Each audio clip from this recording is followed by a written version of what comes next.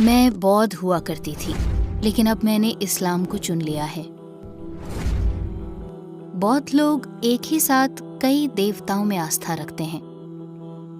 वो अपने द्वारा बनाए गए भोजन का कुछ हिस्सा अपने भगवान को भी चढ़ाते हैं। वो लोग टीवी पर मुसलमानों को आतंकवादी और उग्र किस्म का दिखाते हैं। इस्लाम का अर्थ है शांति, पवित्रता, प्रेम से रहना।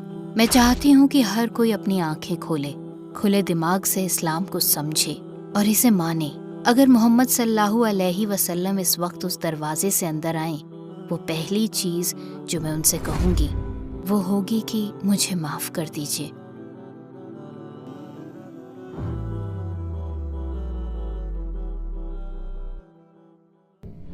क्या आप संक्षेप में हमें अपने बारे में बता सकती हैं?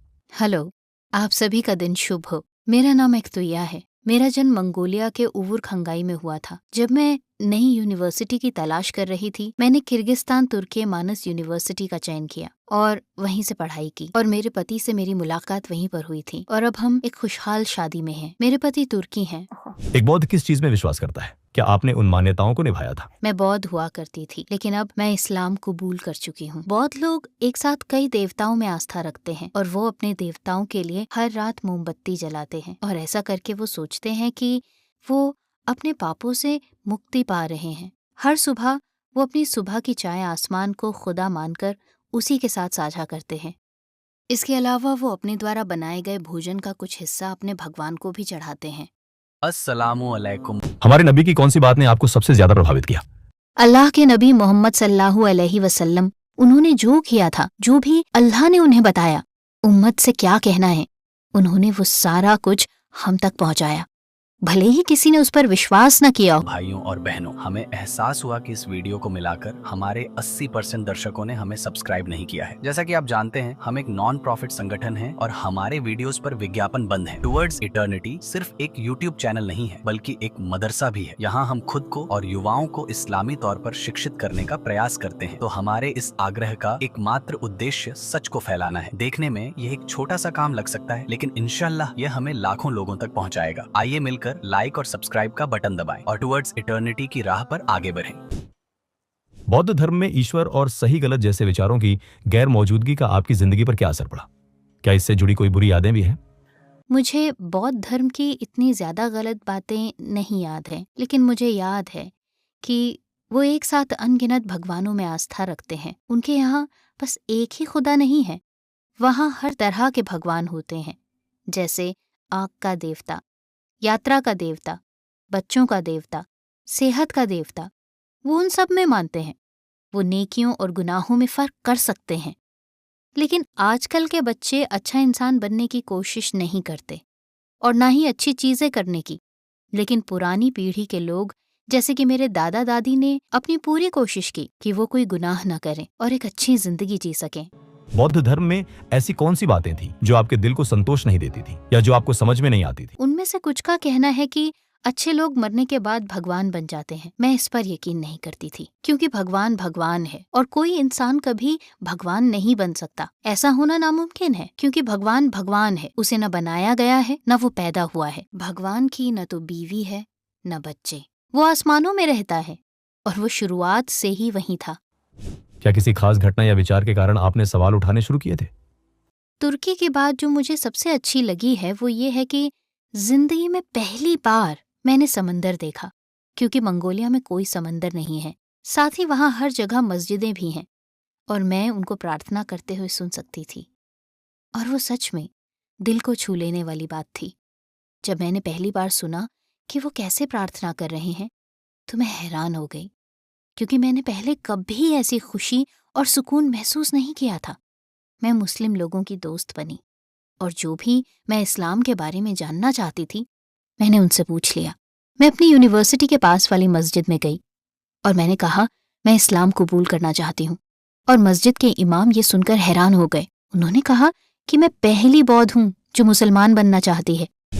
आपके इस्लाम अपनाने पर आपके परिवार और दोस्तों की प्रतिक्रिया क्या थी? मुस्लिम बनने के बाद मैंने इसके बारे में सिर्फ अपनी माँ को बताया और किसी को भी नहीं। 3 महीने बाद मैंने अपने रिश्तेदारों को बताया, लेकिन उन्हें बताने में मुझे सच में काफी डर लग रहा था।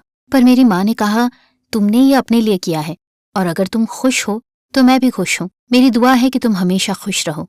मैंने पिछली जनवरी में अपने दादा को इस बारे में बताया। मुझे लगा कि उन्हें बुरा लगेगा और मैंने उन्हें निराश कर दिया है।